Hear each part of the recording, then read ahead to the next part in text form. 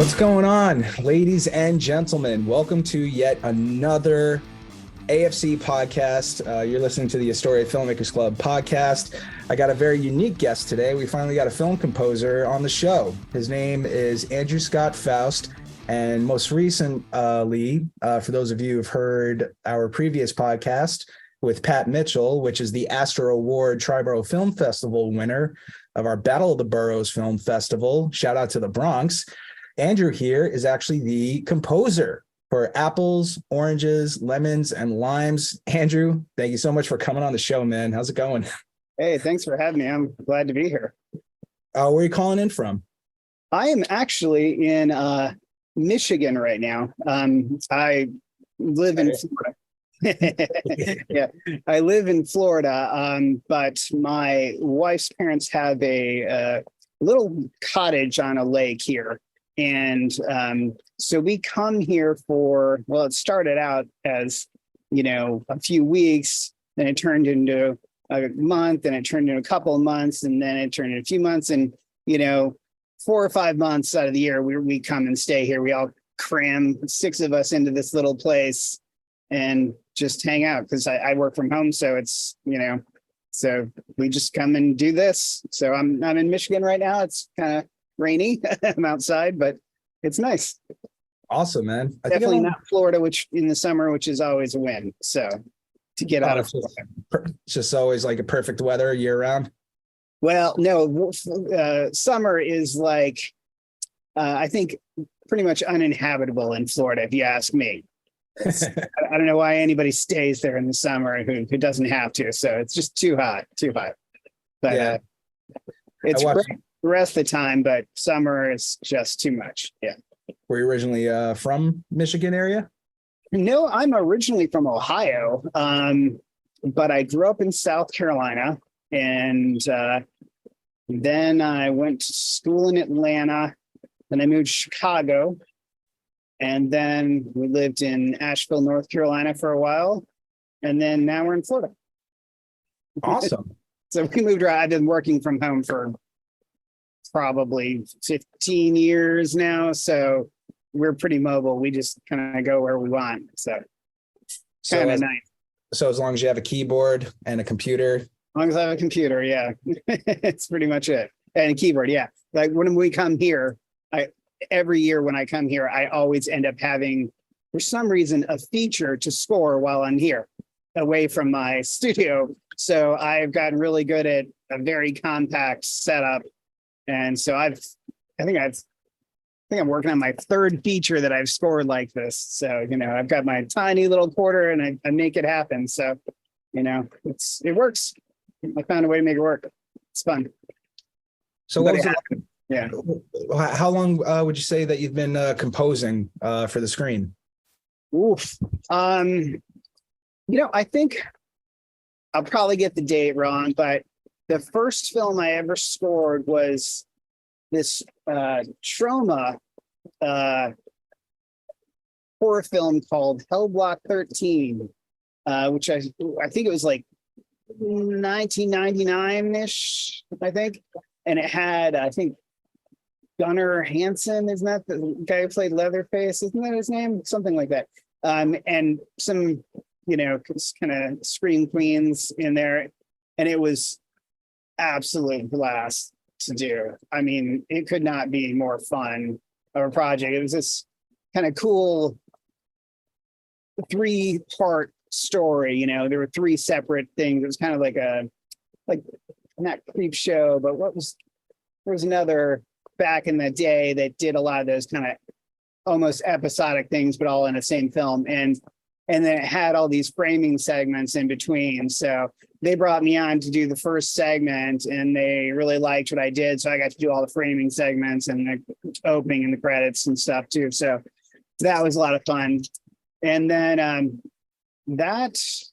it was 99, 2000, something like that. And then I didn't do much for a while because I was still in South Carolina at the time, and it just was not much going on there.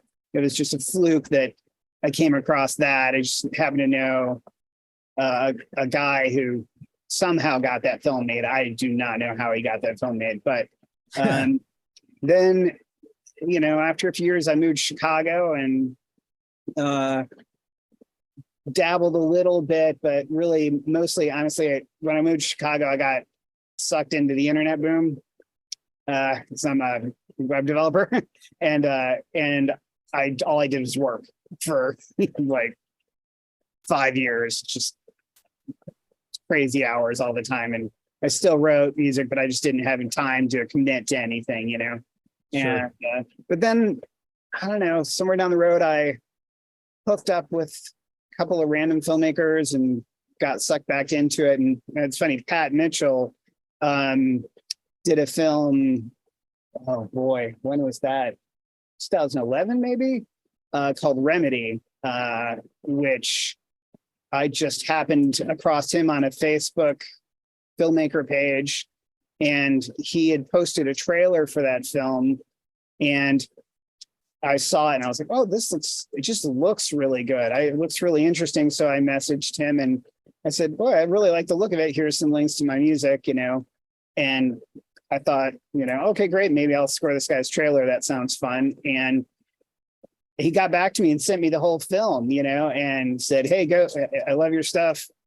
Here you go. And I'm like, wait, this is 30 minutes long. What do you, I thought I was scoring a trailer. And he's like, no, I love it. I want you to score the whole thing. And so it was just off to the races after that. And I just super loved scoring that film. It was just such a pretty film to look at, and it's really interesting content and great performances. And I just, oh man, that's just that. After I did that, I'm like, okay, I'm full on back in this. And then I just started hooking up with more and more filmmakers and just film after film since then, pretty much. I'm actually looking at Remedy right now, and from 2009. 2009, yeah, okay, Yeah, wow. you probably made it in 2008 and came out in 2009. Probably, yeah. It's just all a blur now. But yeah, that's how long I've been working with Pat. Yeah, and pretty much everything since then I've done with him. Yeah, lots of shorts and Unreal. Like this guy, I mean, this guy's a hidden gem, and I guess rightfully so. With apples, oranges, lemons, and limes, all of a sudden you're kind of sweeping the film festival circuit everywhere on the planet. Like, what the hell happened? I cannot believe how well that film is doing. I mean, I knew it was a good film. A lot of times you finish a film and you go, okay, I did my part, and I feel really happy with what I did. But, there's a lot of places this could have improved that I just don't have control over, And that film, I just felt like this is my film. It's my job not to ruin this film, So those are the kind of projects you want, where it's just, I'm either an asset or a liability at this point. And, with music, it's very easy to be a liability. So just don't break the film, And so I knew it would do pretty well, but I just didn't know it would blow up the way it has. I mean, everything he enters, it seems like he comes away with something, a handful of awards. It's a lot of times 6 or 7 awards, and most of them are his awards, the things he did on the film. I mean, the way he shot it, everything, he just did a great job. I love that guy. So you'll never hear me talk enough about him, Oh, dude. I wanted to try and pull up the Triborough Film Festival like nominations list. Just don't see it on my computer. It's definitely on my phone, but I think you guys had, oh my God, like somewhere like either 11 or 13 nominations. Wow. Or something like that out of 16 awards, Yeah. Yeah. The cast was great too. I mean, I just loved every single actor in that film. There was something unique about every one of them. They just had something, and and just the way it was shot and the grade was so beautiful, and he just did all that. He's so much fun. Yeah, and it's been a while since I scored it, so I hadn't watched the film. I really hadn't watched the film since we finished, because I've had several other projects going on since then. And I pulled it up the other day just to remember what I did. Because I'm in totally different place with what I've been. I did a musical before the feature that I'm working on now. And I'm doing this feature that's, a very different tone. So I pulled it up and I was like, oh, wow, I remember this. It just was everything worked together in that film. It was easy to write the score for it. It's always easy to write for him, but it just kind of came out really quickly. We didn't have to go round and around about anything. So it's always a win when you don't have to go through a gazillion revisions to make the director happy. And he usually just lets me go. He lets me have, and he'll take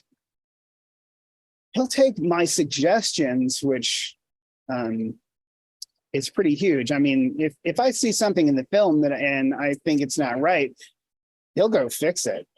He won't question it. He'll be like, "Oh, that's a great idea. Let me go fix that," and then he'll send it back. Or if I need I need like 5 seconds more at the end of this cut to really resolve what we're doing here. Can you find it somewhere? He'll go, oh, I know exactly what you're going for, and he'll find it, and here you go. And next thing I know, I have a new cut. So I was always wondering about that part of the process, because I always felt it got very complicated, where you have the cadence of the shots and the tempo of music and trying to find that spot where it matches, That really can depend on the director a lot, I think. All of the directors I work with are a little different in the way that they do things, but the good ones almost inherently have that pacing. It's just there. They have a rhythm when they're editing, and when I go to score, I can very quickly find it. I'm not having to, micromanage tempo to fit the film too much. Usually I can find, a hand, or at least plot out sections of a scene and go, this is at this tempo, this is at this tempo, and without having to really, because sometimes if you get people who don't work that way, their pacing's all over the place. And, for me, it's a nightmare because I have to ride tempo changes to a, frame sometimes to get things to properly match up. But Pat's, he's always like, I've got another director who's really good about that too, where I just hop in and like, wait, I already know what the tempo is for the scene, and I'm ready to go. And it's just, things start matching up. And I'm like, well, that's actually worked out measure wise down to the measure, not even tempo, because a lot of times, you have to, if you're not familiar with what, you're cutting a scene and you might have several measures in a certain time signature, and then you might have to have, chop in like other time signatures to make things to work out so you get where you want to your hit point, right? So sure. Really, this is where you want to end up. So this is where you need to start. And in order to get the math to work out, you really kind of have to micro chop measures to get them to work out right. But that film, it was pretty easy. Also, it's pretty ambient score. So I could lead a lot, and, it wasn't there was only a couple of places where things were really rhythmic. So it was pretty easy to do. I think in terms of that was a different score to write though.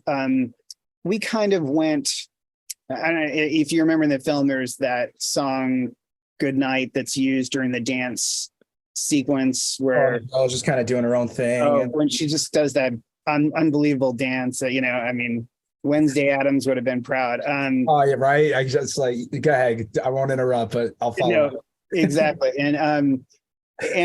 So,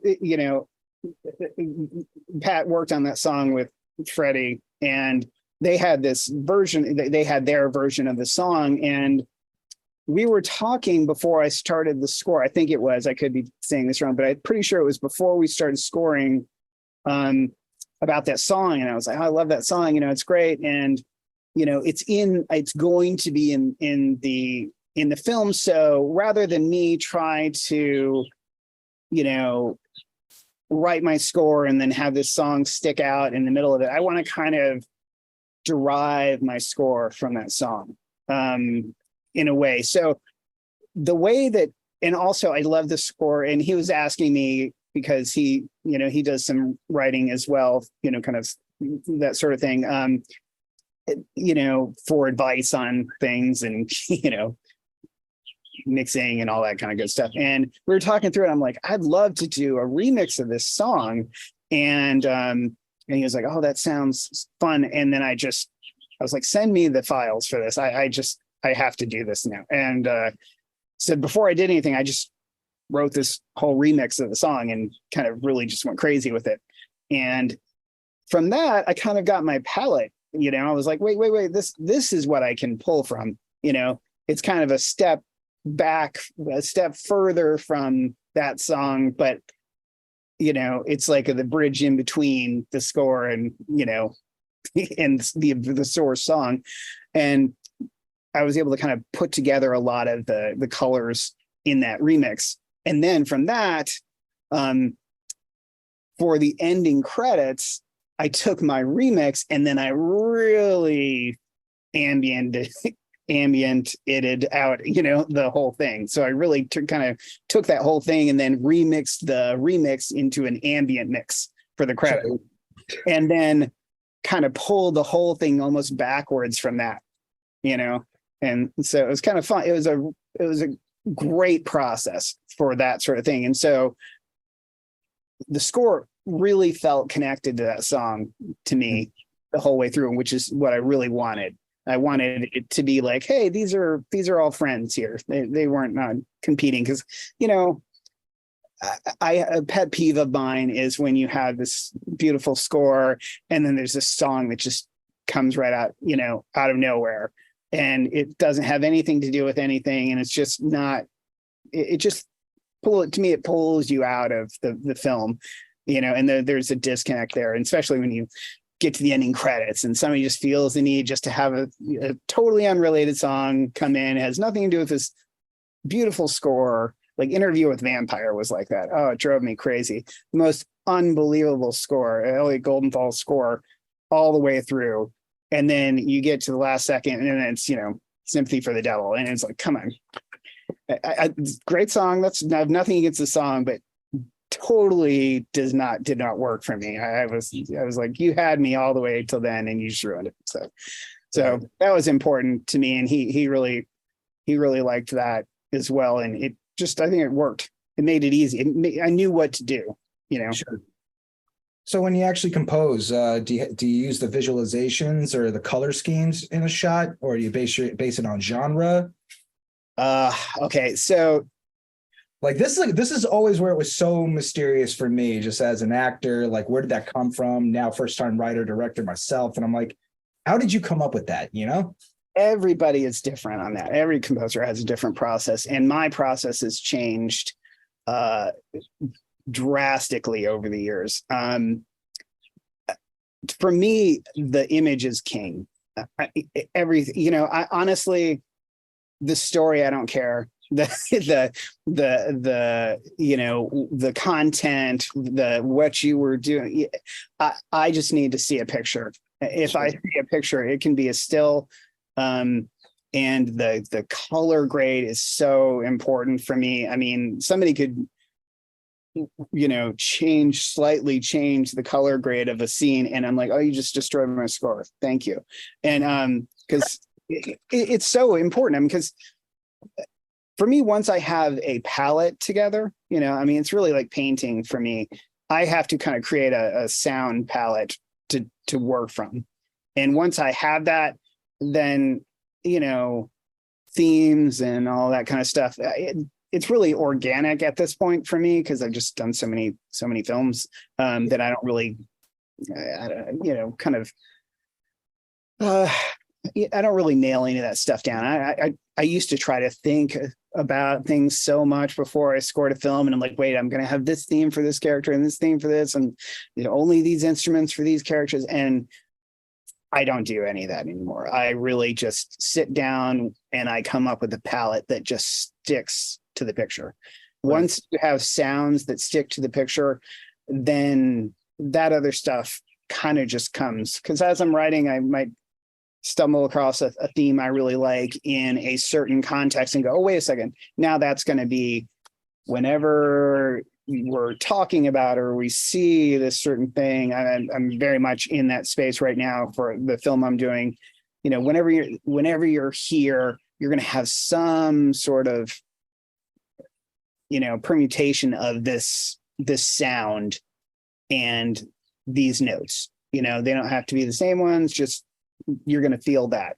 And what I usually do these days is before I start, and I definitely, that's kind of the same thing with apples, orange, lemon, limes, is I write a sketch piece for before the score, which is basically my impression of, you know, like a really impressionistic view of what I think the film should sound like. And it's not for any specific scene. It's not meant to be for anything in particular. It's just for me to work out, you know, how should the score as a whole feel, you know, and sound like. And that's huge. Sometimes it really confuses directors when I do that, because I really just have to remind them over again, because the first thing I ask, wait, so where is this going to go in the film again? I'm like, no, come on. We talked about this about 10 times already. It's going to go nowhere. This is not score. This is sketch. And once they get that, they're like, oh, okay, wait. I was like, when you think about your film, does this sound like the way you feel about your film? Right. And once they kind of get that, they're like, oh, yes, I get it. And you can usually get a very, you know, visceral response, you know, once they get that idea in their head. When I think about my film, do I want it to feel like this sound is making me feel? And right. When those two match up, then I'm like, okay, good, we're on the same page. And now it's just doing the work. And, you know, we know how to do that. We've done this a bunch of times. It's, you know, I'm going to do something that, you know, is my first impression of it. I'm going to throw it over the wall and they're going to go, hey, you know, it's usually either, wow, that's super close. Can we, you know, I really want you to tweak this little part here because I want her to be thinking, she's actually thinking this here. So, you know, I need you to help them along with that. So I go, oh, wait, okay, great. So right there, I'll go through and all it takes is one little chord or, you know, flourish or something like that. And then all of a sudden it changes the whole meaning of the whole picture. So it usually goes like that. Now, if my first impression is totally off, then they'll go, wait, no. Yeah. What you did for this works great, but I wanted to go totally a different way because I'm going to go here afterwards. And then I'm like, okay. And it usually takes one or two tries and I at least know what it's supposed to sound like. And then from there, it's just moving little things around and then chop, we're done. Next scene, you know? Yeah. How many scores do you think maybe you got under your belt at this point? I don't know.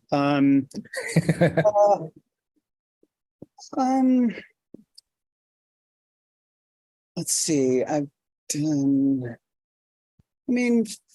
5 or 6 features and several, you know, those, I don't know what they call them, like short motion pictures or something like that, where like that 30-minute mark. I don't even know what people are calling those these days. And then I don't know how many shorts. Way too many shorts. And the funny thing is I really don't even, I'm not a huge fan of doing shorts. I do them all the time because directors I really like working with do them. So and they're, you know, people obviously make more shorts than they do features. So, you know, they're more readily available. But, you know, for me, I always want to do a feature. You know, you don't have time to truly develop a score in a short. There's no way. You can write a good short score, but it's not going to really leave you with something. When you write a score for a feature, it's like writing a little symphony. You Yeah. end with basically a symphony's worth of music. On maybe a more score heavy feature, but that's great. For me, if I spend the time and I can end up with this huge body of music that I really love, I mean, that's going to be there for forever. And, it's just something I, can have that I did that I feel great about, Sure. So I love the features a lot more, the shorts are more one-offs, but still fun, good exercises. And I've done a lot of shorts I really like. I work with this filmmaker named Dale Metz, which I've done so many films with him, and he's a really great guy, and he does good work too. So I don't know. I'd have to look on IMDb. There's a lot of stuff on there, I guess. I could always take a look while you talk because, of course, I see that Remedy is here and directed by Pat Mitchell. Stars, you got Stu, you got Mitchell, and Sean. If I go on Pro, it'll probably give me all the crew as well. Actually, no, that's not true. There's a list right down here, but it looks like Pat's everything. The Pat, on Remedy, Remedy was good too because Tim Ritter was involved in that picture as well. And after that, then he wanted me to do his feature, Moment of Truth, after that. So then that film immediately started my relationship with Tim, which has gone on almost nearly as long as, well, basically as long as Pat's has. So, right. I mean, I'm scoring one of Tim's films right now. So actually, on your profile, it says you have 3 nominations and 1 win for Best Musical Score of the Year through Apples, Oranges, Lemons, and Limes. And it turns out you were nominated in the Triborough Film Festival, our film festival, for Best Soundtrack. And it looks like you actually won in Paris, the Paris Film Awards. Yeah, the funny thing is with the awards, I actually think I win less awards now than I used to. IMDb never has any of there's so many little film festival things out there that never get up there. And, but I think I used to win a lot more years ago because I think I had a different mindset about writing the score. I mean, I was really more concentrated on writing a score instead of, serving the picture the way that I'm really hardcore about the picture these days. So, my objective is always with what I know how to do, how can I make this film the best that it possibly can be? And so, my focus has really kind of come down in terms of my score, in terms of the way that I write. I think I have less instrumentation and, more space, a lot more space than I used to have. So I think a lot of times, people don't notice my scores these days as much as they used to, which I'm very happy about. Because, if my music is sticking that tightly to the picture and the picture is winning a bunch of awards, then I did my job right. And that's really what I'm going for. Because, I'd much rather be a part of a winning film than win a bunch of scores for myself. That doesn't, we're a team, whenever we make a film, I'm like, these are my, even if they're people I don't know, they're my friends, they're my people that I want to see succeed and be a part of something great. And, we all win when everybody brings the film to the highest level. And if that means, I'm not going to have this giant orchestral interlude here, it doesn't need that. So I'm not going to do it. I'm going to do exactly what makes you feel, without ever knowing it, what you're supposed to feel. So it's kind of fun. So I at first I was getting a little I'm like, gosh, I never win anything anymore. And then I started kind of thinking about but all the films that I'm working on now are winning like crazy. So I'm like, okay, wait, no, that's what it's about. Yeah, And so now it's rare that I win anything anymore, and I'm totally cool with that. It's fine. Dude, like, I'm sure this profile right here needs to be updated tremendously because, like, I doubt you only got 4 nominations for Best Sound when this film, which is probably a post-pandemic cult classic that we don't even know what type of impact this is really going to have because of how much of an impact it has already. It's like, you probably have more nominations than like wins because of that soundtrack, which without it, the movie was nowhere. It was not what it was. Oh, thank you. I appreciate it. I mean, it's unfortunate. It's fortunate to say because it's the soul of the film for us as the audience. We can't have it without it. Not in this league. Not even in a silent movie. You got to have a little bit of like a piano. Yeah. That's nice to hear. Because that's kind of really what that film in particular was all about. Because there's so much soul in that film, and I really wanted that score to be very ambient. Which very quickly can go, oh well, it's just background music. That was something my dad used to say all the time. You're like, that's really nice background music, and I'd be like, it's telling a story. I was like, okay, it's not background music, Dad. But for him, he was like, he was still saying, I really like your music. So I was like, okay, thank you for the compliment, but it's not background music. But with that, it seemed with those characters, they have all this stuff, kind of floating in the ether around them, and inside them. So it seems super appropriate for they're just always to be these things in their mind, like always kind of there percolating, and, also how that affects other people. And certainly with the main character, his mantra, when I wrote that piano theme, I wanted to kind of feel like a mantra as well. It was just very simple piano, but with this delay on it, it kind of kept repeating, right? Because that's what it's all about. It does repeating thoughts, repeating obsessions, and also it's funny that the mantra, this repeating thing, is what kind of breaks you out of those things too. He's that's smart, Did you reuse it like after the fight scene later on? I think it did pop up there. I think there was a little bit of it. Now, you don't hold me to that, but I feel like well, because he does say the mantra there, so I swear I had to sneak it in there. If I didn't, it was because I couldn't, but I would have wanted to for sure. Yeah. Gotcha. Yeah. It's kind of giving me chills. So maybe I got to go in and take a little bit of a closer look because I mean I was blown away by the movie first, and I watched it on Christmas Day this past year.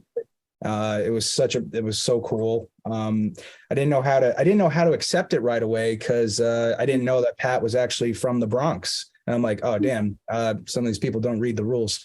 Like, oh, he's a guy from Florida. Oh, nope. Okay, so it gave me a lesson to really just follow up, and that's why usually when I let everybody know that I watch their film, I try to do something like this: set up a one-on-one, just make sure I get all the check boxes taken care of, and be like, welcome to the festival. See you there. Oh yeah, that's great. Yeah. Once you talk to Pat, then for sure. He does not have an accent. I couldn't tell. Like not this. That to you, he doesn't. I can hear it. I mean, but again, I grew up in South Carolina, so it obviously sticks out to me. I mean, I was lucky because I spent half of my time in the North and half of my time in the South, so they kind of cancel each other out. So I didn't end up with a big Southern accent, but I can hear it when I'm talking to him. Maybe it's just the way he phrases things, but there's something jolly about the sound of his voice. I don't know. We don't use a word like jolly in the Bronx, brother. But he does. He has this kind of soft Soise or something like. Oh, he definitely. I don't know. He has a charisma to him for sure. But it's like when you hear just enough of the accent, but that he's so he's such a soft-spoken, nice guy that it just it makes, endears you to the Bronx, I think. He's good. He's a good rep, I'd say. But I'm really excited to see what he does. I don't even like, I'm so excited for him right now. I cannot wait to see what he does do next, but still I barely even know the kid. And I'm just I'm so proud of this guy, yeah. And, I actually, I'm always torn with this because, this film he's really decided to stick with, which I was super happy that he did, a lot of directors, they'll kind of give up on a film too early. When they have a strong film, I think they really should keep at it for a while, because sometimes it takes a few years really for it to get around and to get its legs, and he's really stuck with it. He keeps pushing it out there and keeps, promoting it and speaking about it, and it's having really good results. And it's nice to see a film kind of just its reach increasing all the time, but at the same time, I want him to get to work because, I always look forward to anything I do with him, because it's just going to be a different experience, for me, I know that I'm going to really get to end up, well, selfishly, I know I'm going to end up with a good score, because if the film's good, my score is always going to be good, always. If the film's bad, then I'm trying to force it all the time, but it's just, once I get going, it's just, whoa, it's just, really, and it doesn't seem like a chore to me. sure. I don't have a ton of time to write, because, by the time I get around to writing, it's, midnight and that's when I start writing. And I'm exhausted. So, if I'm working on a score that's challenging, where I'm just really fighting it the whole time, then it's just like, oh, it's time to make the donuts and I don't want to, but with his films, and with this film I'm doing now for Tim called Echoes, I'm waiting to write. I'm just like, I can't wait to write. I'm thinking about it all day long. What am I going to do? And then it's, I just get sucked into it. That's when it's like, this is why I do this, Did you feel like there was did you catch how many different genres apples, oranges, lemons, and limes had covered when you were watching it? I didn't have to, because Pat talked about it a lot. Because when we were talking about the score beforehand, every so often, maybe even once every couple of months, he'll give me a call and we'll just talk for like 3 hours, just about everything. And it's nice, because the funny thing is, I only met the guy in person once. And that was at the screening of Remedy. I met him back then, but we've never been able to hook up since then. And this is since 2009, right? And but we had that same thing where we were talking about the score for this, and I was just like, oh man, I don't know where to start with this, because just the premise of it, like the party, that scene, and just how do you score for something like that? How do you, there's music inherently there, right? There's, you think of being at a, party, a house party, there's music blaring all over the place. You just don't think about a score, right? It's hard to wrap your head around, what do I do there, And so he started talking about all of the film noir stuff, and I was like, oh, whoa, okay, wait. Now you're kind of blowing my mind a little bit, and you're opening me up to the possibilities of what I can do. And then once he kind of freed me up, then it was, okay, I don't have to do anything I don't want to do. I can do whatever I want. And the party scene, where they're playing cards and the drinking games, right? That whole thing, you're coming out of him in the bathroom doing his mantra and kind of psyching himself up, right? and then you come into this kind of round table fast thing with them playing cards, and I'm like, you know what? Let's take over that scene, you know? And Pat was like, yeah, I want you to drive that whole thing. You know, don't worry about it's all about the music there. And I'm like, oh, okay. You just solved all my problems. You know, I can just do what I want. I can just make it my own thing and all about, you know, it's almost like a music video kind of thing. Sure. Just all fast, you know, weird kind of beat oriented music. And then it worked out, you know, but yeah, it was like that. So he went on for hours about all the different things in his head, because, you know, there's too much stuff going on up there. So I saw it on the screen where I'm like, like I saw in the beginning how they were going for like the neon noir look, and I captured that from a few of the shots, especially in the house scene when the girl had to use the bathroom. Okay, I get it. It's really there. It wasn't that vibrant in the opening scene. It was something else. It seemed like it was a very subtle drama, which blended well into a comedy, and with a taste of not another teen movie type of cult coming of age culture, like cult classic type of film. Right. And then it just blended literally into adventure very well. And there was regular film noir used in that. And then there was actually some elements of suspense and horror throughout just that entire walk. Yeah.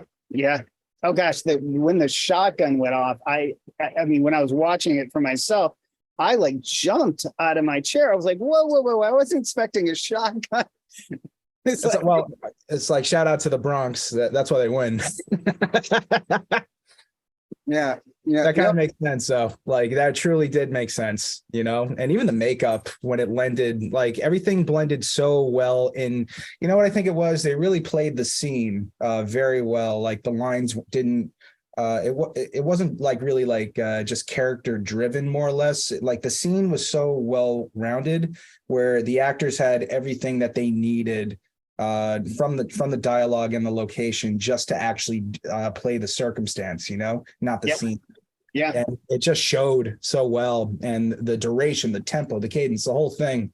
It was definitely the best film in the Triborough Film Festival out of the 50 that we had, pretty much, because it was so it was so smooth and well-rounded and executed. I couldn't tell the difference whether or not if it was a short film or a feature, just because it was right on the line. Yeah. And there was nothing you could do to change that. You can't add anything and you can't take anything away. It was just it's just a fluke rule of it's both. And you know, the funny thing is that runtime I really like, because but Remedy was the same kind of thing. It was around like 30 minutes, you know, in that kind of, definitely not a short, definitely not a feature, but long enough where you can do all the things in a smaller way that you can do in a feature, right? You can still hit those high points just quicker in that. So I think it's an underutilized runtime for films. I think we should see more of those and let people stretch their legs a little bit without having to undergo the horror of trying to make a feature. You know, television. Yeah, well, there you go too. Yeah, like even with how they had the breakdowns for Act 1, Act 2, Act 3, all in 40 some odd minutes or barely 40 minutes. Yeah, that's something that could be very well placed within a 1 hour on network. I think a movie like that in particular works on TNT and USA very well. You know, a story like that. The funny thing is in terms of how you said it was balanced. I mean, that's really what got me on it, was the whole film had all of these different things, but it just felt properly weighted. And you know, on top of taking all these kind of really mundane environments and making them feel just almost, ethereal. How do you take a house party and make it feel like that? I don't know how he did it, because anybody else really would have taken that and it would just you would just felt crummy afterwards. You just wouldn't have felt good. And the whole time you just feel good, even when you're feeling uncomfortable for the character, Sure. Just watching the film makes you feel good. Everybody has those films that just make you feel good, and they don't have to be happy films. Like, I will always watch Jaws just because it makes me feel good. I will always watch, Interstellar because it makes me feel good. There's films that just watching them makes me happy. And those are great soundtracks for both, okay. I have a little bit of a bias there, obviously, but how could you as soon as you hear the soundtrack for both of them, you immediately know it's the title of that film. And those are vastly different approaches to film scoring. We have Interstellar. It's the whole thing is pipe organ. Basically pipe organ. How he made that work, I don't know, but it did. I mean, I guess he was going for that, almost, religious feeling, that awe of space kind of thing. And what better way to evoke those kind of feelings than a, giant. I think it was like from what I remember, and I never thought about this before, but maybe he was looking for what does gravity sound like. Well, I mean, when you're Hans Zimmer and you have unlimited, time to think about these things, and Christopher Nolan will let you do whatever you want, and you can, if you want to bring 20 drummers into a hall to get one sample, you can do it. So he sits around and thinks about, pencils hitting on, you can just sit around for forever and do that. So he has kind of a luxury to do that sort of thing. But, most of the rest of us kind of have to get it done. But, more like scoring the film rather than thinking about it. I think it's starting to rain pretty good. I could barely see it. Look, I mean, I can't hear it. Good. Can you hear me? Oh, perfectly. Yeah, you're coming in great. It might be, I was worried it was getting too loud, but yeah. Well, if you can hear me, I could hear you. Great. I was always curious about when it comes to composing, because you do have the soundtrack, but you also have like maybe sound effects, and you also got the follies and things like that. Do they come in after you, or you kind of work a little bit off of them? Usually it's before me, which honestly I'd prefer. Because I'd rather work around them than have somebody come in and just hammer my score to death afterwards. And, on independent films, it's a different thing because, you can get together and work with these people. You can kind of come to agreement, have a gentleman's agreement about, hey, okay, we can either play nice together or we can fight each other the whole time, right? Sure. And we can, go complain to the director about the other guy, or we can go, hey, in this scene, you're obviously going to be down here, you're going to be boomy, or, or you're going to have a transient way up here, or you're going to have a noise floor that's sitting right here, which I really don't want. So Yeah. if there's no way to avoid that, I'm going to go like, okay, I might just sprinkle in super high, strings over the top, just to put some sort of tonality onto it, and then let it go. Whereas, hey, this is, there's just some light rumble here. There's a little bit of white noise up here. I've got this whole area here that I can work in. But if you're just ignoring whatever the other person's doing, it's going to be to your detriment for sure. Sure. they're going to come in and just beat you to death, and you're not going to hear any score. And then everybody's going to, it depends on who you're working with, but somebody's just going to, I'm just going to keep bringing the score down until I can hear that sound effect. And, if you're not working with experienced people, they're just going to take the whole thing and bring it down here. And that's just amateur hour, don't do that. You might have one transient here that's up here, and then they bring the whole thing down to here so you can hear it, right? But then there's nothing else near in here. No, just bring it down, bring it back. You've got to really moment by moment ride those score levels in and out. You got to stitch it right in there with all the other stuff. So I just had this conversation with the sound guy for Echoes that I'm working on right now, and this guy's fantastic. He did sound on another of Tim's film called Testament.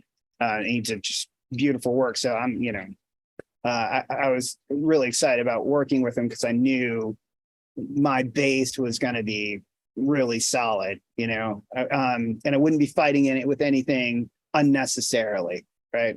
Right. So the three of us got together right off the bat, and I said the exact same thing to him. Like, you tell me, and we'll, if there's ever a place where it's really important for you to do your thing here, I'll work around you. But, if, Tim and I feel like we really got to have the score is really what it's about here, then we're going to say, hey, what where are your choices that you can make? Pull this out, this is cool here. And everybody's happy, and we end up with a great scene, and there's lots of space, because you just always want space, right? And when you're always doing everything from an additive standpoint, you just end up with a mess, right? And nobody wants that at all, and that's the difference between experienced people and people who are just kind of getting into it. Is the idea is you just keep adding things, and and that's not what you want, so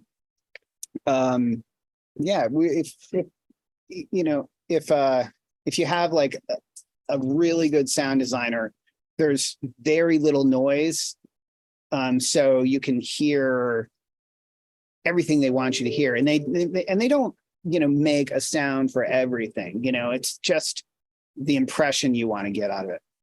Not I'm going to go every little Mickey Mouse thing to it, and then before you know it, sure, you've got a lot of sound going on, sound effects, but you left no space for anything else. And the good ones know, you're going to need a score there too. So I need to leave a place for those guys, Right.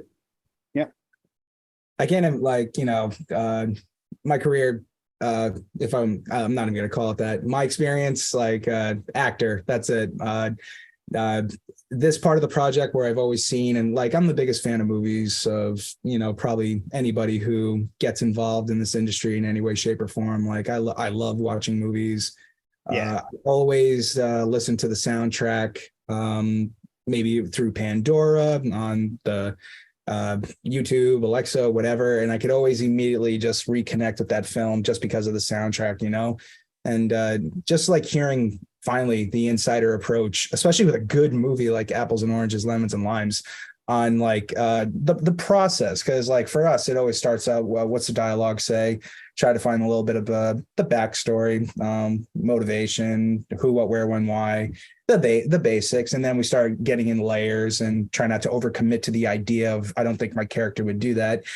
Don't ever say that, actors. Don't depend on your own understanding. Don't ever say that. Just saying, it's never going to work, and it's kind of a cop out. So be brave and do what the director tells you. But that's beside the point. No, Mike, you get it. It translates though on this side as well. Yeah. I mean, I would say to that, I would say, don't be afraid to suggest something. But if they go, no, man, I've got a reason, trust them and do your thing. And because I do the same thing. If I go no, I really like this. But if they come back to me and say, no, I really want that. I'm like, okay, well, you just answered my question. And now I feel good about it. So I will totally do what you want to do, because if you're not going to waffle on it after I kind of challenged you on it, then Right. I trust that it's a good idea. Yeah. In acting, we have something in our toolbox called discoveries, and sometimes when we kind of have this, I guess, sort of like the blinders on a little bit on the approach on stay in your lane. This is what it really is, but you're overcommitting to maybe just this one little idea and this one perspective. That's when I guess you got to just really trust your director and the writer on the alternative approach. And I guess my question would be on like discoveries for being a composer. Did you make any discoveries that you didn't really anticipate that maybe you found after consulting with your director? Oh, always. Yeah. I think most people would never want to admit, no, my idea that I had the first time wasn't the absolute perfect idea. It wasn't the end idea. Usually I found that definitely, it's really similar with Pat and Tim both, and really Dale too. My first impression is usually a really good step in the right direction. Usually, because I just kind of know what these guys like. Sometimes it's, the tone's not there. Usually like it, but they're like, I want to go this way. But the best score comes out after they come back once or twice and then give me a little more information. Because usually your first thing that you throw over the wall, it really is, it's kind of there to spark the conversation more, and, then they have something solid to work off of, because, when they're just thinking, they're thinking story and they're thinking from their perspective, but, not necessarily really articulating it in terms of the audio. And it's a lot of times easier for me just to just react to the picture and then give it to them. And then they go, oh, okay. Oh, wow. Wait a second. And Tim always goes, I need to digest this for a while. And that's how I know and Pat would be the same way, is they're good, is that they, they'll work on it. They'll let it sink in for a while instead of immediately reacting to it, because they might have been looking at a temp score for a long time, and they're smart enough to give themselves time to kind of become objective about it, Right. Yeah. And Welcome to Happy Corner. This project strives to make safe housing areas for stray cats at an affordable price. It's so easy to put together that even your children could have fun making one. Help keep cats and other animals safe with their own little Happy Corner homes. You can help this project become a reality by donating to the GoFundMe page. Happy Corner homes are a great way to show those animals in need it's okay to be happy.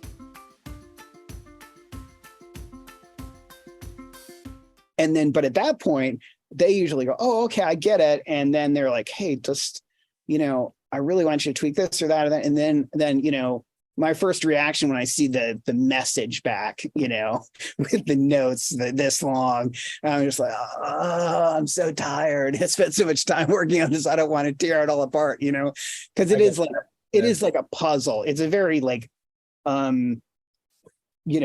easy to break puzzle when you're kind of dealing with a timeline of all these things and everything synced up perfectly together. And somebody goes, hey, I want to drive, take this and make it this long, and this one squish it here, and and then you're like, oh, you're just thinking of all the work that it's going to take to move things around, right? But then you read through it a couple of times, you go, okay, wait, that's not that bad. No, wait, that'll work. Oh, I got an idea, and then the next thing you know, one or two revisions later, you're like, wow, this is way better, so I welcome director feedback, because we're really both trying to find it, because even if you're a director, you might have a vision in your head, but really it's not, you got this much of it and there's this much left to figure out along the way, while you're editing, or you're things come up in filming, or this, you get an idea here while you're doing it. So we're both kind of finding that last piece together, and Yeah. it works so much better. My scores are always better because of director feedback. So I welcome it. Now, back in the day when I used to do, some advertising writing, I definitely do not think they made my scores better. And that's why I stopped doing it, because every single time they'd take something and just destroy it. I mean, just decimate it till there was nothing left. And I absolutely despised everything about what I did at the end of it. And I'm like, the money is not worth it. Totally not worth it. Just to end up with something you hate, right? Sure. I mean, okay, great. I got paid for it, but yeah, you feel horrible about it. So forget it. No, it's. My favorite story of all time is my kind of Britney Spears story years ago, because I used to work in ad agencies as a web developer, and so they all knew I was a composer and stuff. So things would come up, and I would do things for the agency and stuff. But once I was contracting at this agency, and they did a lot of stuff for Britney Spears. And this thing came up. It was some toy company in Mexico or something. And it was just like a 20-second spot, right? And, they said, hey, can you give us a little sketch, just something that you want that, kind of sounds like Britney music, but it's kind of fun and score and all that stuff. I was like, oh, that sounds fun. That's, why not, and so I went home and I wrote this sketch, I'm like, okay, well, we'll see what they think. Again, I just wanted to bounce it off them and see if I was even in the right direction. And then, there was an agency working as an in-between our agency and, Britney's management. Right. And Sure. so I sent it over. They sent it right through to Britney's management. Okay. Britney's management absolutely loved it. They said, this is perfect. Just edit it down to the 20-second spot and we're done. They're like, this is perfect, approved, and I was like, oh, wow, this is going to be, awesome, quick money. Cause it was like $3,200 for like 20 seconds of music, and I was like, man, score, that's going to be done. Awesome. And so they came back and they're like, oh yeah, they love it. I love it. But our art directors have some ideas, these are print art directors. Okay. Sure. Print art directors, not television, print art directors. And they're like, can you add this violin line that goes up here? And then can you make this thing up here? And they started adding all this crazy stuff to it. And I'm like, what is going on? Sure. So I was like, okay. And I just did it all. And I gave it back to them. And it was right at the last minute. So they sent it over to Britney's management. They absolutely hated it. They said, what is this garbage? We loved what you sent over the first time. This is terrible. We hate it. And so the agency that made all these changes decided, they hired another composer to copy my original sketch and give it to, and that's what they used in it. I mean, it sounded nearly identical to my original sketch, because they didn't want to admit that they made all the changes that screwed it up. So You didn't tell them? They told them it was my idea to make all the changes, and said, we'll fix this, we'll fire him, and we'll get this other guy to do it the right way. Oh, fuck those guys. And that like that did it. I was like, oh damn. And so I still got paid, but they stole my They soul. threw you under the bus. Yeah, but here's the money, so not everybody feels good about it. There you go. Shut up. Yeah. Oh my God, dude. I'm so sorry. That sucks. But that kind of thing just happens all the time when you work in advertising. And so I was just, you know what?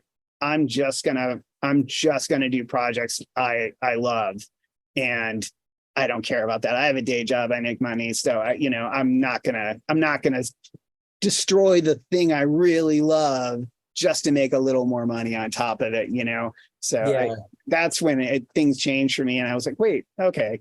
And and by doing that, I really took on a lot of projects that I really love, and ended up with, I guess I've written a ton of music because there's a lot of stuff, scores that I've done that I didn't realize I've done so many over the last several years or whatever. But it says here that you got about 40 different credits on IMDb under your belt so far, and there's probably a couple missing. I'm sure there's some stuff missing. I'm so behind. I usually release my scores,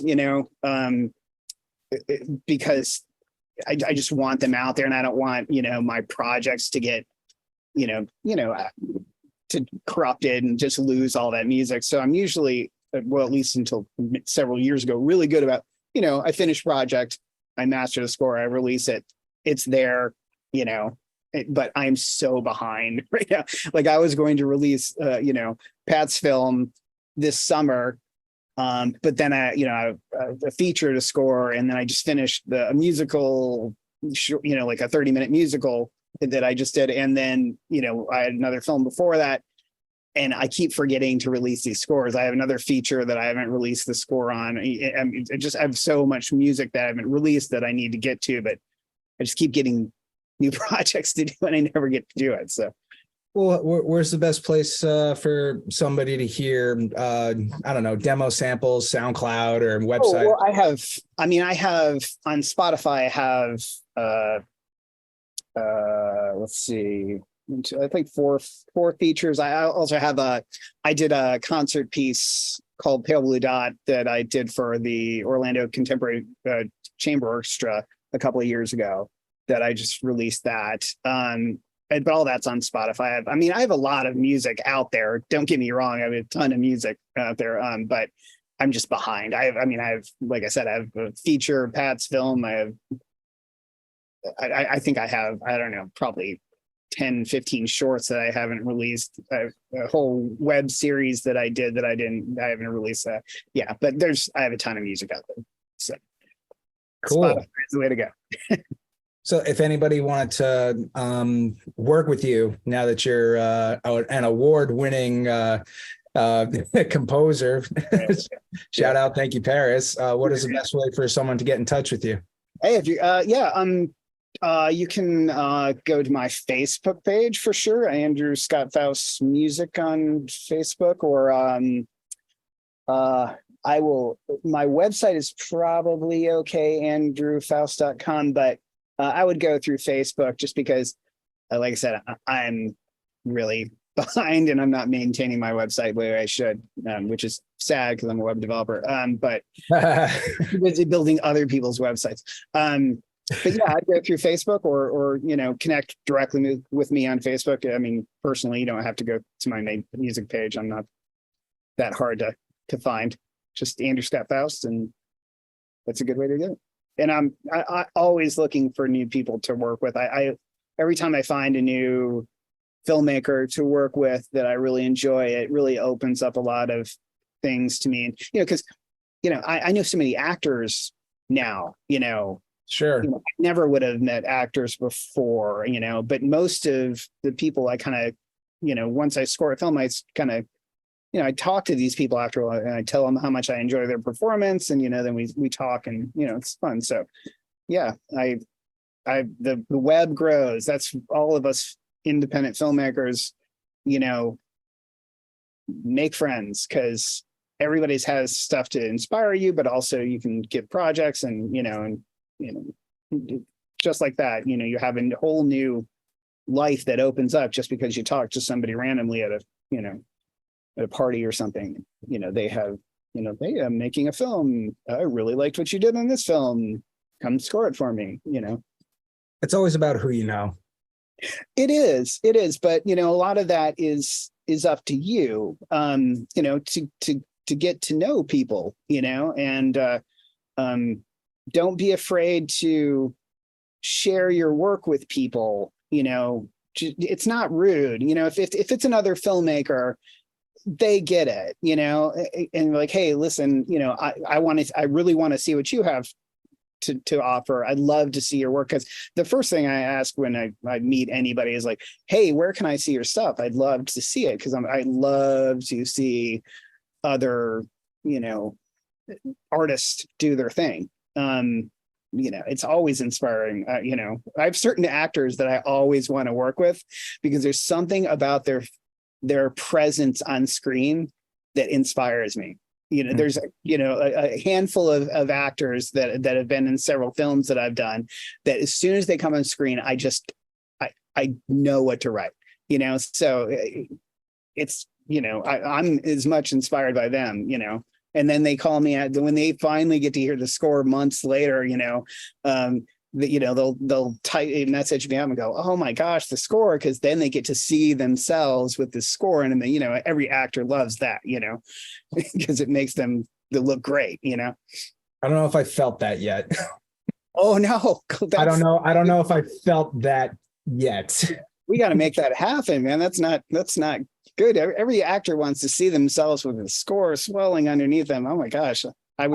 Like there was a couple of original scores in my very first film that the filmmaker's older brother was in a band, and it was their soundtrack that they implemented into the film, but we didn't actually have anything started from scratch where this is the visualization, like I don't think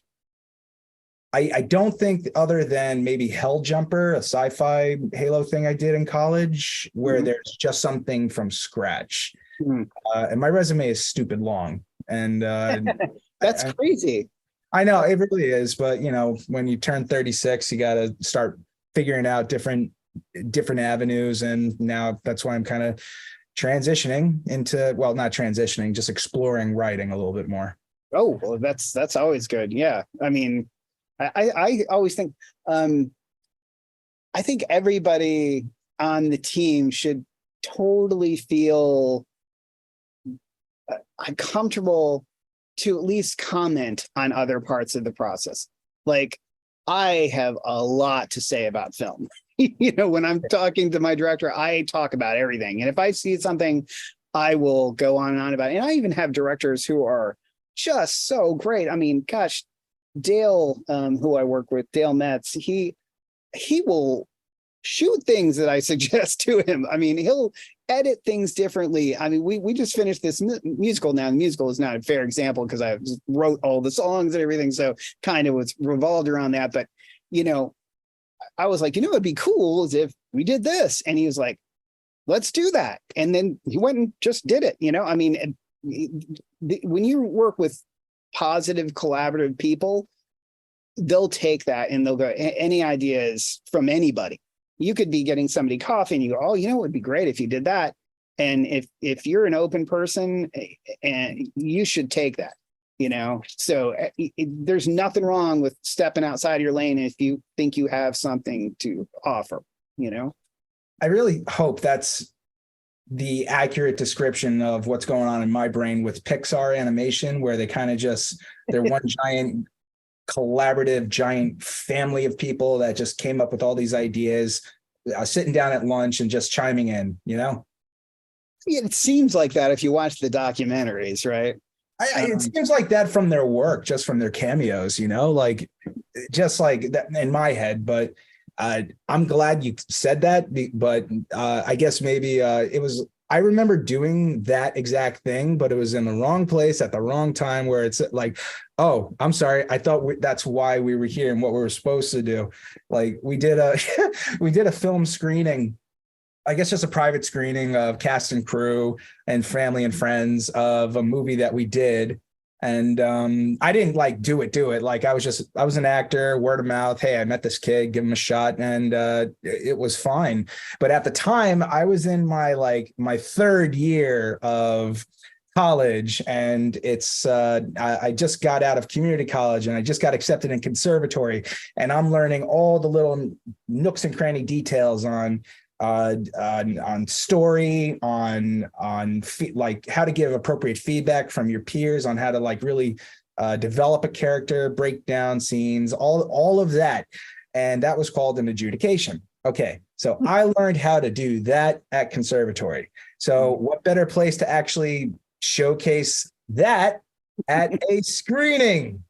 So that's exactly what I did. And I'm like, oh, that was good. And but to my mistake, it was just a screening. And like the director, like I went on for like a good like minute and a half of just like adjudication of this is what I like, this is what could have been better. Oops. And then like the director calls me back like either the next day or a couple days later. God bless you, Rob. I'm so sorry if you're listening to this. He called me about this, said, hey Phil, how you doing? I'm like, good, man, what's going on? So we got to talk about what happened the other night. I'm like, okay, okay, sure. I'm smiling about it now, but it's just like I left an impression on a room full of 100 people. So I mean, it was honest feedback, but he basically like, you know, he said what I said. And he wanted to, he said, did you know what was happening that night? And like, yeah, it was a film screening. And I was like, oh. So then we talked about basically what I've been learning at school. And he basically had to explain to me, this is my first screening, by the way, like a real like feature movie screening, my first time. Time and place, kids, on what you're not supposed to do, on like giving an adjudication. Because he even says, were you giving us an adjudication? I'm like, yeah, that's exactly what I was doing. How'd you know? Well, here's why, blah, blah, blah. And like, he was more upset that the directors that were friends of his were in the room that liked my work, didn't want to work with me anymore because of what I said. And I'm like, what do you mean? I thought we were supposed to give you feedback. No, you're not. Oh, I'm sorry. Damn it. Yeah, no, there is. Okay. Let me qualify what I said earlier. There is definitely a time and a place for sure. I wouldn't go in front of the director and go, man, this isn't working, you know, with a bunch of other people around. I'm like, you know, I wouldn't go and say, wow, this is not going to work. We have to fix this. I wouldn't do that in front of a bunch of other people. Even really wouldn't do it in front of maybe anybody else than like an editor. I don't think I'd go, you know, but I would talk to them in private, you know, about that and go, and they always know it's with the, you know, the understanding that, hey, you know, it's still, you know, you're the one who's going to end up having to have your name on that part of it. So, you know, it's your decision, but I'm just telling you, this really jumps out at me and we need to fix it if we can, you know, so, but yeah, I wouldn't go, hey, we're on stage after talking about the film and go start, you know, tearing the film apart. It was it was just like a couple of notes. Like I blocked it out. I do not remember exactly what I said. And this was back in like 2010 and a half going on 11, you know, like I blocked it out, but we're still friends. You know, we speak once in a while. As long as it doesn't come to blows, then it's all right. You know, because he literally, when he called me up, he knew exactly what I said, because like he didn't like, I remember there wasn't a disagreement of what I was saying. Just remember the impression I left because of the timing, you know? It's that's the thing. Yeah. A lot of times they'll totally agree with you. But you don't want to make them look bad in front of other people, you know, especially his family and friends and everybody else's family and friends. Like, exactly. Oh, yeah. Shit. Yeah. This wasn't the classroom. My bad. I felt like I feel so embarrassed telling that story. I think I've only said it twice, this one included. Did you learn something? Well, yeah. Like, I mean, like I did learn about, like, especially now, just hindsight, you know, looking at it, because I just remember, especially from a few specific little actors who do not act anymore to this day, that they loved ripping me a new asshole in class. Like it was an expectation, and it even got to a point like halfway through the school year where like I would get approached by other students in the school, just like wanting to talk to me and say, hey, how you doing? I'm like, look, I just wanted to let you know, like what some people have been saying, yada, yada. It just really bothers me. And I know it has to affect you. And they just, you know, they would open up about it. And then for me, I guess at the time, I really felt that, you know, I guess I felt at the time, like maybe they weren't saying it deliberately to try to, like, you know, rip me a new asshole, but they really had higher standards. And I really thought that maybe if I truly, as an observer and on the creative side, really expressed the strongest opinion possible, then I could make them better. That is true, but yes, there has to be an appropriate time for that, you know? And sometimes you have to, there has to be a timed release of that. The all at once sometimes is too much, because once there's only so much like criticism somebody can take before they start, you're just blocking it out, right? So you don't want to. Oh, yeah, I know that. I know that feeling. But you might be able to take all that over 2 or 3 sessions, right? You give you this chunk now and go, hey, looks like you really worked on that. Here's your next bit, work on that for a bit, work on that. And then you end up better off because of, and not just mad.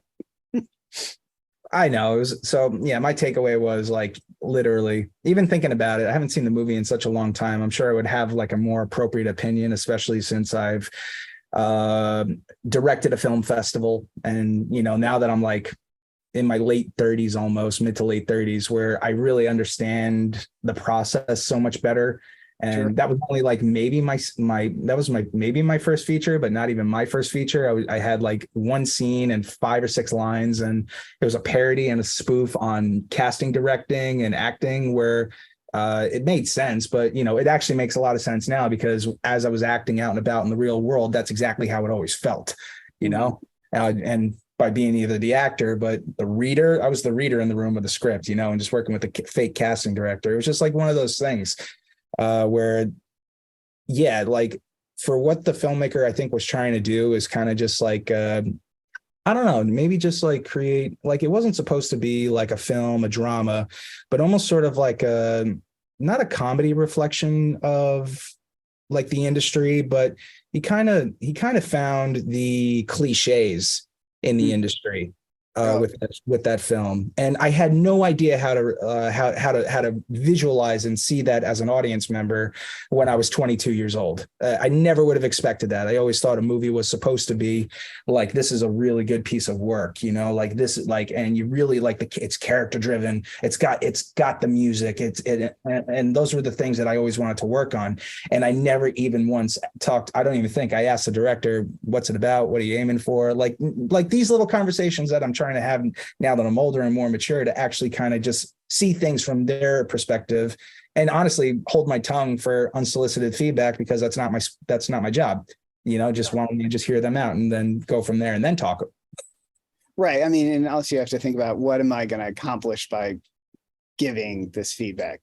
Is there something that's going to be positive that ends up out of this, or am I just going to kind of offend somebody?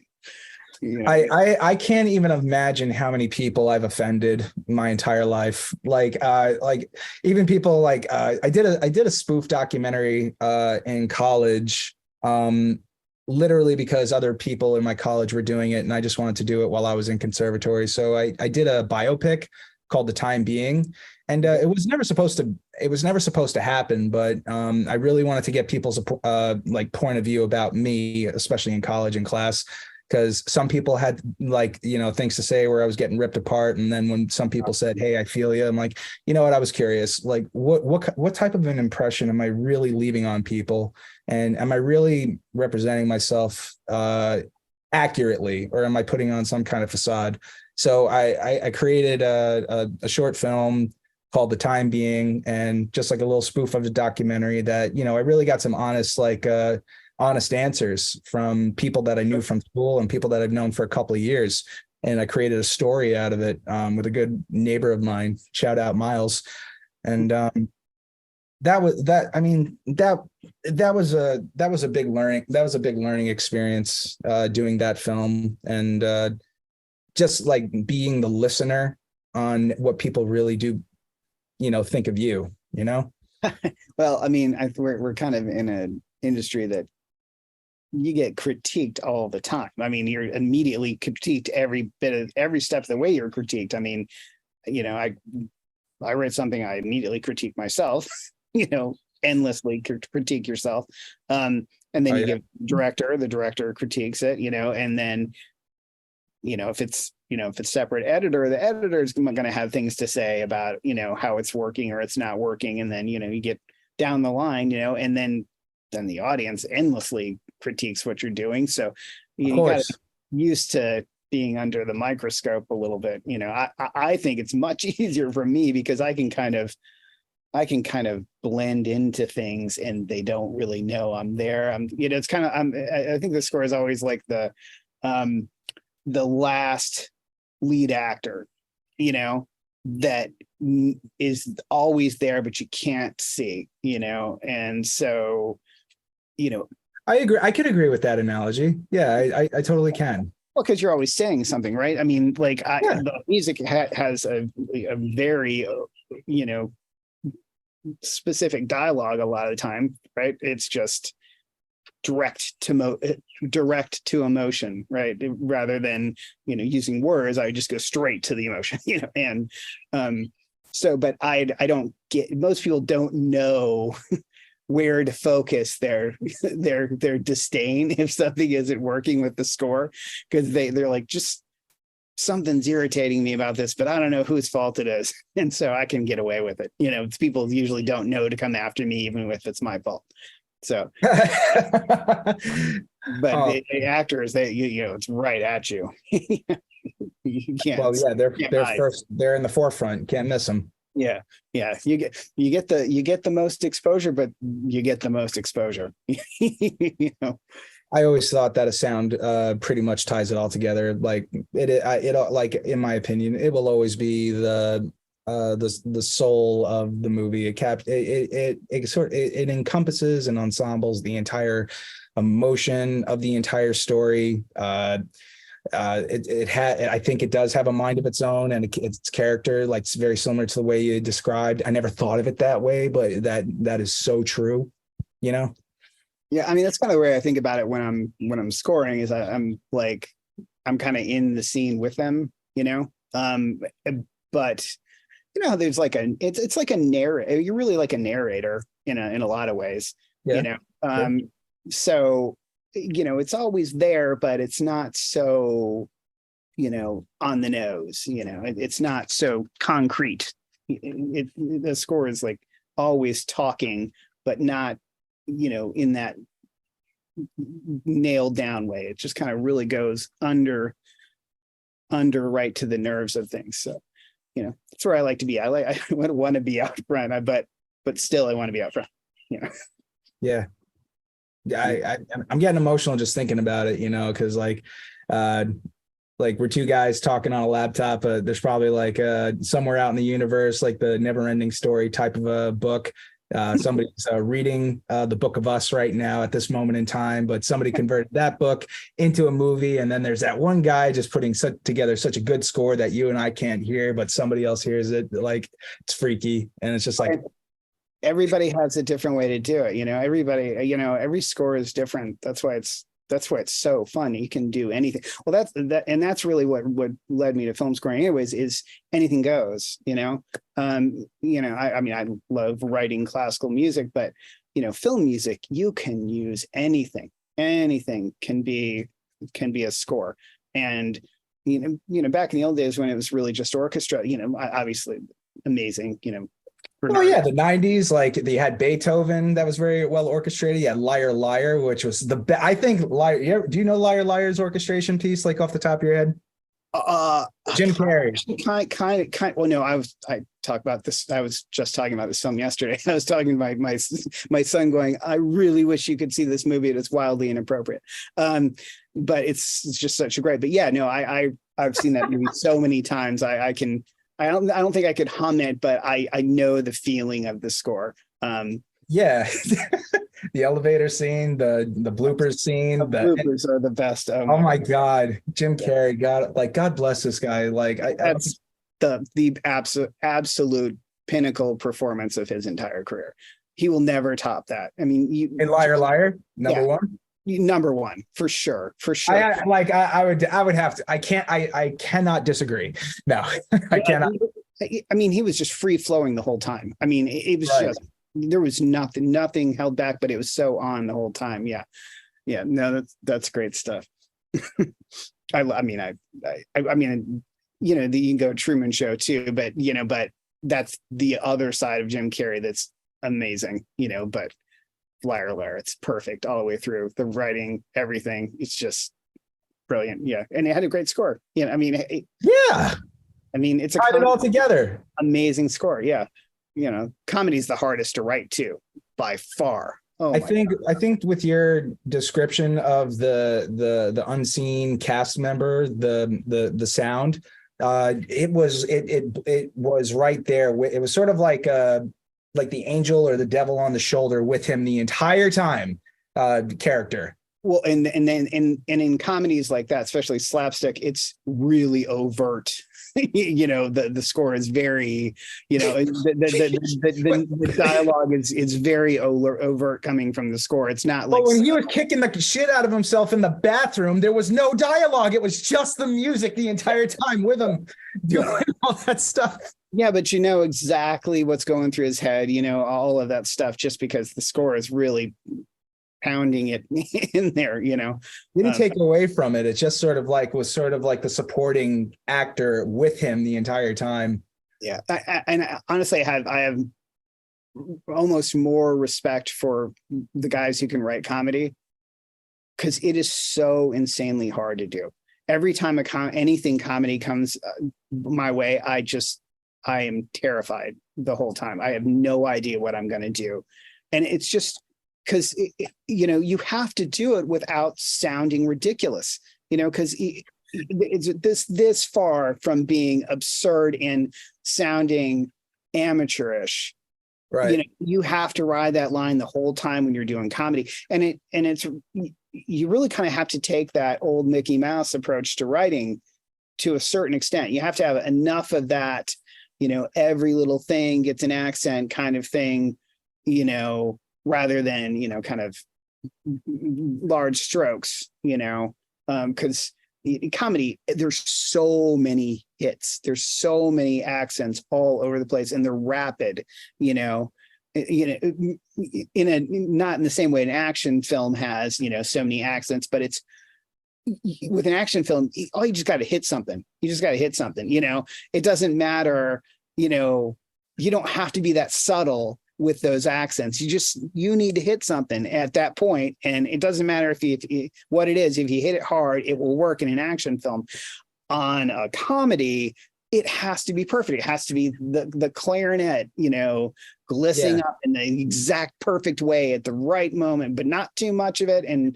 But it has to be enough of it. It's so hard. I a lot of times I will turn down comedies because I'm just like, I don't think I can do it. I don't think I can do it. And, whenever I pull one off and I think, okay, that didn't sound ridiculous, and I can get through it with just not making a fool of myself, then I call it a win. I had such a good fortune cookie that I can't find on my fortune cookie wall of fame on my right shoulder right here that kind of piggybacks off of I think it was Carl Jung. It's probably not fortune cookie, and that's why I'm confused and I can't find it. But I think Carl Jung, I forget if it's him, it's probably, or some other genius before my time. He said I guess where your fear is where your challenge is, or where your destiny is, or where you're dive into it and overcome your fear. How about that? Yeah. And now, and every film starts out that way. It's just pure terror. I feel that way because I've never I've been a part of maybe 100 different projects as an actor. I'm honest to God, stupid long. But the fear, regardless of the experience, on how to actually be maybe the showrunner now, I have such a respect for every single person that I've ever met for doing this and who are still doing this and for what it is that they've done. And it was always a privilege just to be a part of it. And I understand the complexities of all of this stuff. And I respect it so much. And that's where I think my fear really is, because I've never, me personally, I have not, I can't, aside from the time being little documentary was a spoof. I was just curious. That doesn't count. It just doesn't. but to actually now from go to beginning, middle, and end, I've been working on a script for like 7 years almost, from the time I read the book to the time we are right now. Not much has changed in the last like 3.5, 4 years, but still, like, it's been like we're in the 7th year, almost 7 completed years. My biggest fear is like doing something I've never done before, you know? I kind of have this idea that I know who could do that job. Okay. But like, I don't know, dude. I could just relate to a little bit of fear on how hard it is, because I just have not done it. Like, I know that I have not done this before. And, I think that's where my fear is right now. Well, no, and I think on one hand, it's accurately placed fear, but at the same time, once you just do something, it just doesn't seem that bad. I don't know. I found that like the best projects, I mean, Pat's film for sure was like this. I just kind of, had that initial massive, overwhelming feeling of just, I didn't know where to start, and that's where the fear comes with score and I've heard this out of a million other film composers. It's just that panic when you start, where you just don't know where to start, because it's, it can be anything, and it's the problem with too many choices, right? And you put I kind of put a thing on myself where I really try to make sure that every score I do, and it probably don't hit it every single time, but I really try every score to have its own unique sound, different from anything I've done before. They'll obviously have my sound in them, but they should sound unique. But that's overwhelming. When you first think about, how am I going to come up with something totally new that totally fits this film, and, there's just all of this music that has to be written.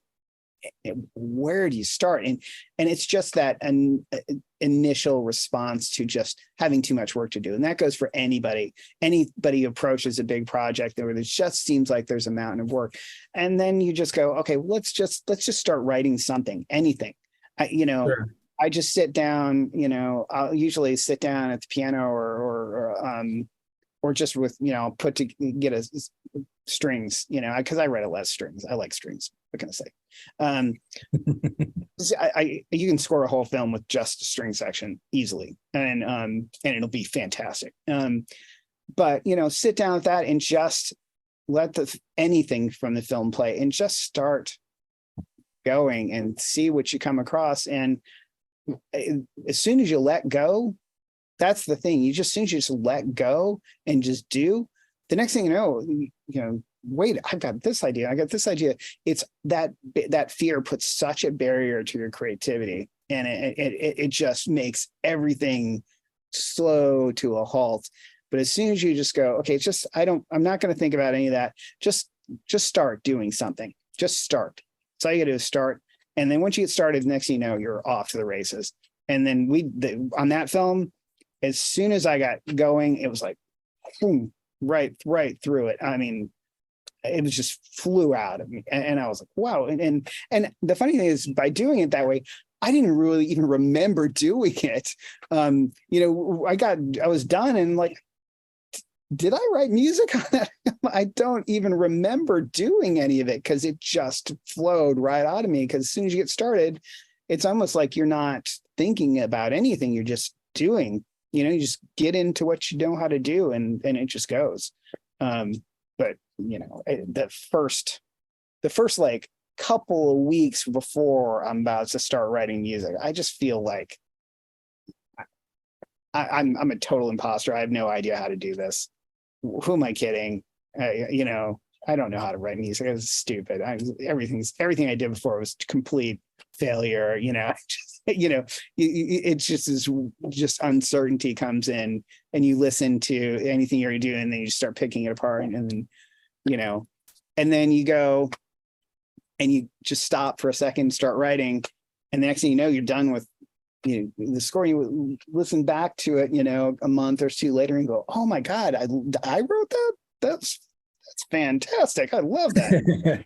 And it's the same process. It'll never not be that way. I've heard Danny Elfman say this so many times, by the way.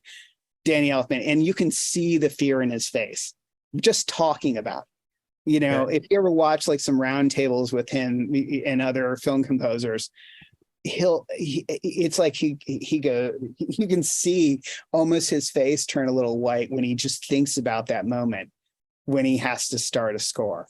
And it's weird that you can see him like reliving this horror for himself. And then he was like, then the next thing you know, I'm halfway through it and I'm like, wait, what happened? And then you know what you're doing again. Once you start going and you go, hey, this is a craft. I know how to do this craft.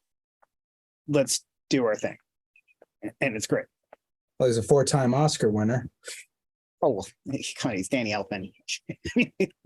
he's an institution. He's more than a film composer.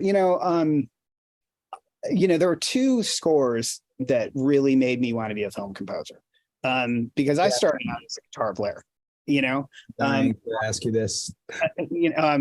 I started playing guitar when I was 15. And it was the 80s, and I was really into lots of prog metal bands and stuff like that. I really loved. There's a band called Queensryche that I loved. I was just obsessed with Queensryche, and but I really liked. I was into guitar. I was really into guitar, so I practiced like 7 hours a day or something ridiculous. And I got drawn into those virtuoso guitar players like Yngwie Malmsteen and Steve Vai and all those legends now. And so that kind of turned me on to instrumental music more than traditional music. So I started writing a lot on the guitar, and I was like, oh, I really like writing music, and I love playing music. How can I make a living out of it? Even back then, I was thinking, yeah, there's no way I'm going to get in a band, and we're not going to make get famous and make a bunch of money. That's stupid. That's never going to happen. I knew immediately that's just ridiculous. So I thought I'd be a session guitar player, and so I went to school in Atlanta to study performance and theory and all that kind of stuff. And while I was there, I bought my first keyboard because I wanted to basically write all the other stuff that went with the guitar so I could write my own music and do all that. And along the way, I just started noticing film music. I just really just started noticing it. There's I'm sure you're familiar with Star Trek II: The Wrath of Khan. So I had watched that movie so many times on HBO. It was just, back in the day, it was just on HBO in a rotation and always. And I probably watched it 150 times at least. And every time I watched it, I just became more and more obsessed with that score. And I never knew that I liked film music. And then, so I went out and bought the score, and something just went off in me. I was like, this is it. This is exactly what I've been trying to figure out about myself, what it is that's drawing me towards music. And I've been kind of going at it the wrong way through, guitar and, this kind of music. And I'm like, no, this is what I want to write. This is the kind of music I want to write. This is the most magnificent sounding music I've ever heard. And to this day, it's, I think, just one of the most glorious soundtracks you will ever hear. And the irony about that score, on a side note, is that it's basically all a ripoff from a score he had done earlier. What is the name of that movie? I can't remember. But if you look it up, James Horner had done this other score, and when they went to have him score, they were like, "We want you to basically give us that score." and he stole the themes, everything. I mean, directly ripped that score off. I mean, on the nose, ripped it off, and then took it to a whole other level. And so I, that changed everything for me. I'm like, oh my God, wait a second. I want to be a film composer. That's it. I mean, it was eureka for me.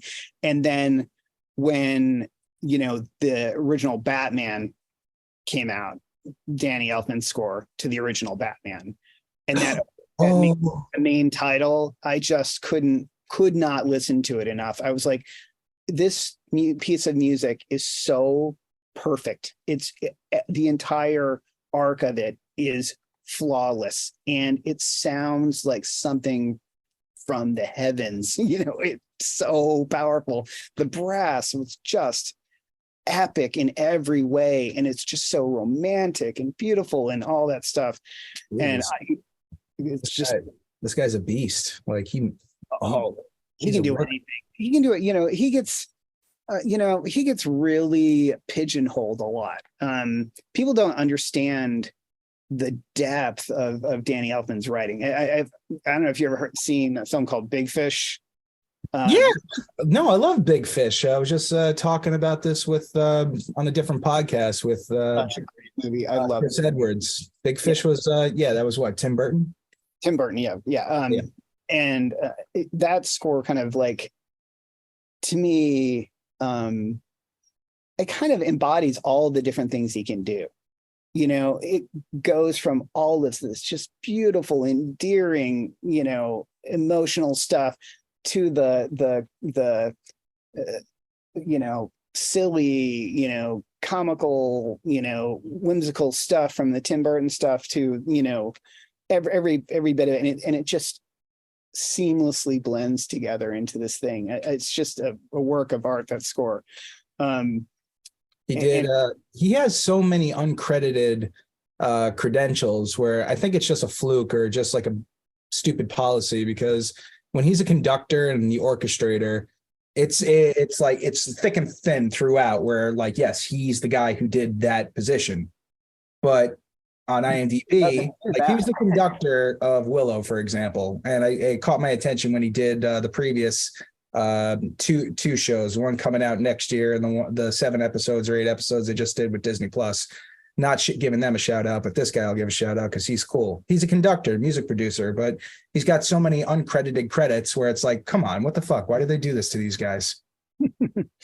Absolutely. No, it's bullshit. They were a part of it. Like he was these are all movies. These are the movies of my youth. Batteries Not Included is a perfect example. I saw that when I was a kid, loved it. American Tail's another one. Like, come on, even Land Before Time. Like this guy did The Land Before Time. Conductor, musical score composer, music producer, uncredited, of course. Fuck you. He was there. No, truly. Like I have a lot of uncredits on my IMDb too, where it's like, yeah, but I was still there and I got paid for it. Yeah, I don't, it's weird kind of how, like, sometimes things will come up in the weirdest way. Like, wait, I wrote the score for this. Why am I listed as, music director or something like that? I don't know. Sometimes it's screwy on IMDb, but the guy's got 2 Oscars that I could see, so whatever. Actually, one of the best things Danny Elfman has ever written is his violin concerto. If you look that up, I highly recommend it. It's just. Well, this is James Horner. Well, James Horner is a different thing. Yeah. Pass away, or is it like he died in a plane crash in 2015? Yeah.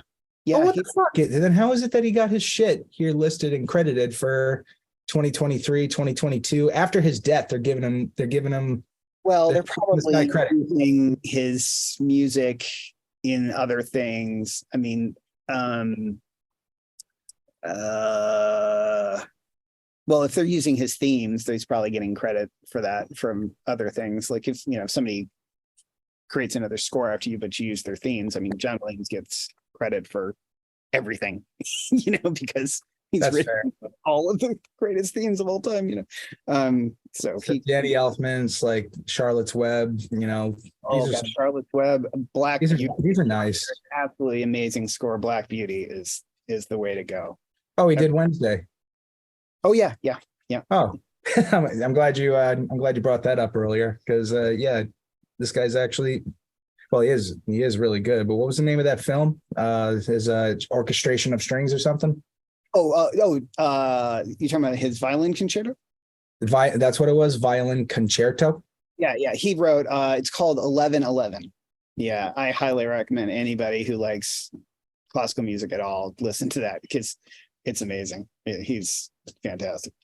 All right, I'm gonna put that on my YouTube must list. I'm glad we talked about Danny Elfman. I never, you know, I forget about Danny Elfman, because he's just such, he's such an institution of it. I kind of take him for granted a lot of times, and I don't think to go back and revisit him because I kind of float into other things. I really love a guy named James Newton Howard, who he's again another institution. He's done like everything. He's done most of the M. Night films like Signs and that was a great movie too.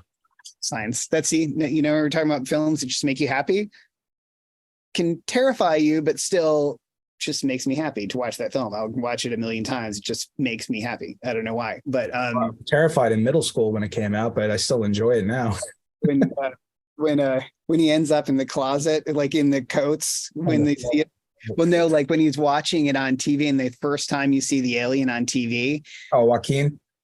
Yeah, he's just like, and he ends up like in the coats. He just keeps backing away from the TV all the way into the coats. He's just like, it's the greatest scene. I wonder if they showed him in like just sort of as a joke, if that was the actual image he saw to get that reaction, or was it his mother getting undressed or something like that? I don't know. I think they were playing it actually on like that old fashioned TV. I think it was actually playing on the TV. So it looked like that. I didn't look like it was, kind of. For us, it did, but we didn't see him watching it or like over the shoulder. Like they cut away. These little tricks where like in Something About Mary, they weren't getting the scream right when they saw the dog go out the window and they were looking down to see that it actually they weren't getting the right scream. So the director was down on the bottom floor. He caught the fake puppy. They finally ran to the door, but he takes his pants off and wiggles his butt at him. And that's the scream. That was the scream they used. Yeah. Well, little things like that where the director's like, all right, moving on. Now we got it. You got to know how to get the right stuff out of your actors. Yeah. Sometimes you got to moon them. If that's what it takes, Yeah, but don't worry about that. That's the. I'm not suggesting anything. Let's just be clear on that. No. Yeah, but it's just like yeah. Don't do your job, do it right. Don't be a dick. That's the rules. All right, I got to write that on my wall for my kids. You do it. How many kids you got? I have two. Yeah, I have 12 and 15. Yeah. Aspiring musicians, artistic. Yeah. Well, they both play instruments. Even if for nothing else other than just music is great for the brain, so I definitely never want to pressure them with music, because they'll probably be just like, oh, well, dad does that, so it's stupid, but my youngest plays the piano and my older one plays trumpet, and I'm teaching him guitar right now. But yeah, they take to it really easy. I'm not gonna, if they want to get into it eventually in a serious way, that's fine. My oldest he's really into golf. Hey, that's fun. No, he's good. A lot of producers on the golf course. Golf is fun. It's just crazy expensive, so it's, I do mini. That's why I do mini golf. Like you'll find me there. I never swung a putter. I never swung a driver. We go to mini golf. We go to tournaments every Wednesday. So real life. Oh, that's cool. I know there's a great place here in Michigan that has it's an actual putt, real live putt, not like a mini golf. It's a putt, and they do every Wednesday night. They do tournaments, and these people do not play around. Sure. it is serious competition, and it stresses my oldest one out because he really likes to win. So, but there's divisions. There's the Open and the Masters and the Champions. So we had to work our way up to the Champions, and so it's serious business every week. And he always beats me like crazy. I never win, but he wins sometimes. So I'll take it. And actually, the last week my wife won in the Masters, which was funny because she goes and just like says have fun, and she won last week, and it's a blast. I highly recommend it if you can find a putt that does tournaments. It's in fact it's Wednesday, we're going tonight. Yeah, let's go. Yeah, well, it's fun. This has been like one of the nicest podcasts. It's very rare that we really get to do like a deep dive and a backstory that really just lasts over an hour. And I really hope the audience enjoyed this, because I certainly have. I gotta like Andrew, like I cannot wait to hear this 45-minute string concerto that you just recommended. So I'm definitely going to do that. But before we wrap up, we always have a closing segment that we always like to do at the end of the AFC podcast called The Right Words at the Right Time. So this dates back to one of my sort of like an homage, or what I used to do when I first started becoming an actor. I was reading this book called The Right Words at the Right Time, and it was written by I never get her name right. It's Marcy Thompson or Marcy Hopkins. Sorry, Marcy, if ever we meet. I never remember names right. Not will now. She'll let me know, I'm sure. And we're friends on Facebook, but I can never remember her name. Okay. So Marcy wrote a book, and it was literally just this giant interview collective of little mini interviews of celebrities, politicians, famous athletes, household names that once upon a time, before they actually became more or less known or celebrity or whatever, but there was a time, maybe in their youth or throughout college or before they got their big break, that they were actually given the right words at the right time from a friend, a family member, but it stuck with them. These words were the right words at the right time because it always stuck with them to have them get through the worst of times, to stay committed and stay driven and stay hungry. So my question for you, Andrew, has anybody ever given you the right words at the right time that have always stuck with you? Or do you have any words of your own that you would like to share for somebody listening? Well, I'd have to say it wasn't something that somebody directly said to me. It's something that, really kind of, funnily, it was, I don't know if you know this guy, but there's a guy named Yngwie Malmsteen, who is a shredder guitar player from the 80s. He was he played like neoclassical, like heavy metal guitar, right? So he played he wanted to play the guitar like it was violin. Now, this guy is not the poster child for how you want to live your life or how to treat people, but he said something that really struck a chord with me when I was trying to learn guitar. And he said he always aspires to be as good as the greats. And his greats were Bach and Beethoven, Mozart, and all those people. And he said, because you're never going to get there, but you'll get way further striving for that than you would if you set these, easily attainable goals. And that really hit me. I'm like, wait, why bother, just, giving yourself these easy goals all the time? That's fine. You can do that as incremental goals to get to that big goal. And I think that's positive. That's the way you break that overwhelming task down to make it attainable, but shoot for something that you just think is absolutely unattainable. And the worst that will happen is you will get so far and you'll look back and go, oh my God, look at how far I got. That's crazy how far. And that's just kind of what I do now. I always kind of try to find the thing that's, I just think there's no way. Like there's, I mean, if, I kind of recently reconnected with the guitar. Because I just ditched it for like a decade, because all I cared about was writing orchestral music, you know. But I was like, oh wait, I like playing the guitar. I want to kind of get back into playing guitar. And if you go on YouTube and look up what people can do these days, it will make you cry and just say, I'm never going to do anything ever again. I have no business playing the guitar, you know, and I've been playing guitar since I was 15. I'm a pretty good guitar player. And I look at that and I'm like, there's just no way. There's no way I'll ever be there. But well, let's shoot for that. Because that I know for sure I'll never, ever get there. Never in a million years will I get anywhere close to those guys. And so that's my goal. And I find that I'm moving a lot faster than I normally would. And, you know, I'd say always do that. Shoot for the moon, because hey, you might make it, you know, to the stratosphere, you know, and that's pretty good. So yeah, I think that'd be the main one. I'm trying to think if there's anybody in person who's giving me something like that, but you dropped it on me at the last second. So I think that's where I'm at.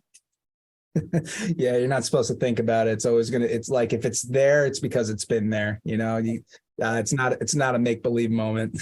Yeah, that's been there for sure. It's always there. Yeah.